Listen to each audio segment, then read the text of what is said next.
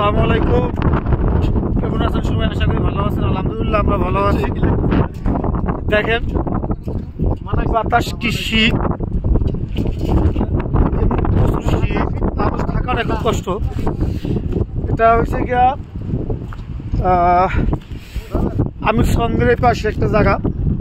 আমরা এই পাহাড়ের উপর মিনিমাম পাহাড়টা 15,000 ফুট হবে। 15,000 ফুটের উপরে আসছি এই যে আপনি এর মাধ্যমে।